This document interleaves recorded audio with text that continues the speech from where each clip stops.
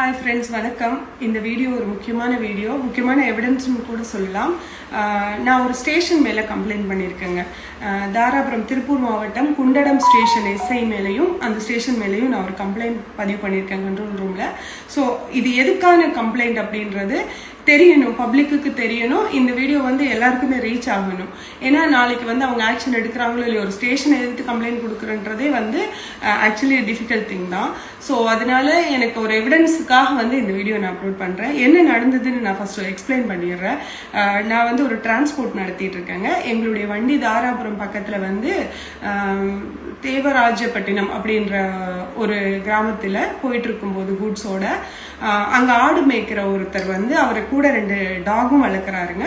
அந்த டாக் அந்த ஆட்டை விரட்டி அந்த ஆட்டுக்குட்டி ஒன்று நம்ம வண்டியில் விழுந்துருச்சுங்க பின்னாடி வீலில். அது கால் ஜஸ்ட் ஃப்ராக்சர் ஆகிருக்குங்க. அந்த ஃப்ராக்சருக்கு சரி ஏதாவது ஒன்று பண்ணணும், நம்ம அப்படி அடிச்சு போட்டு போகக்கூடாதுன்னு எங்கள் வண்டி சைடில் நிறுத்தி அந்த ஆட்டுக்கு என்னவோ அது ட்ரீட்மெண்ட் கொடுக்குறோன்னு பேசினதுக்கு அவங்க இதுதான் சாக்குன்னு நிறைய பேருக்கு ஃபோன் பண்ணி வர வச்சுங்க. நம்ம வண்டி முன்னாடி எல்லாம் வண்டியை போட்டு ஒரு 7-8 பேர் பிளாக்மெயில் பண்ண ஆரம்பிச்சிருக்காங்க. 40,000 கொடுங்க, 50,000 கொடுங்க, ஹைபிரிட் அந்த ஆடு இந்த ஆடுன்னு சொல்லி ரொம்ப இல்லைன்னா அடிச்சு வண்டி ஓடிச்சிருவோம், சாவி எடுக்க ட்ரை பண்ணியிருக்காங்க. ஸோ பெரிய இஷ்யூ ஆயிருக்குங்க.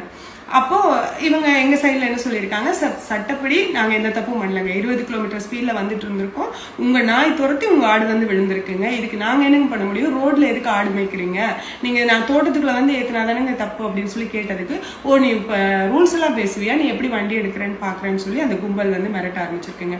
உடனடியா எனக்கு தகவல் வந்தது. உடனடியா நான் லீகலா நம்ம எந்த ஆக்ஷனும் எடுத்துக்கலாம்னு சொல்லி கண்ட்ரோல் ரூமுக்கு கால் பண்ணிட்டேங்க. 112க்கு கால் பண்ணி கம்ப்ளைண்ட் ரெஜிஸ்டர் பதிவு பண்ணிட்டோங்க. 5 மணிக்கு இது நடக்குதுங்க. 1.5 மணி நேரம் ஆகி கூட அந்த ஸ்பாட்டுக்கு எந்த போலீஸோ யாருமே அங்கே வரல. அவங்க ரொம்ப இருட்ட ஆரம்பிச்சிருச்சு. ஸோ கூட்ஸ் வேற டெலிவரி ஆகாதனால கம்பெனிலேருந்து எங்களுக்கு ப்ரெஷர் அதிகமாயிடுச்சு.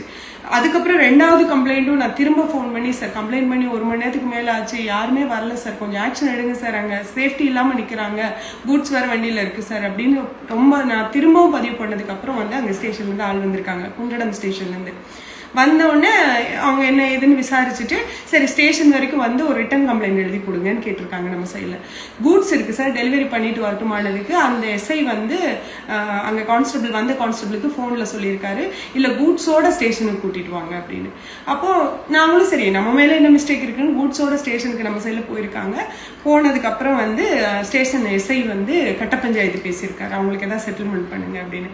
அப்போ அவங்க சைடு தானே சார் மிஸ்டேக், நம்ம என்ன சார் பண்ணோம், நம்மளும் உழைச்சு சம்பாதிக்கிறோம், 20 கிலோமீட்டர் ஸ்பீட்ல வண்டி போயிட்டு இருந்திருக்கு, நான் என்ன சார் தப்பு பண்ண, அவங்களோட நாய் துரத்தி அந்த ஆடு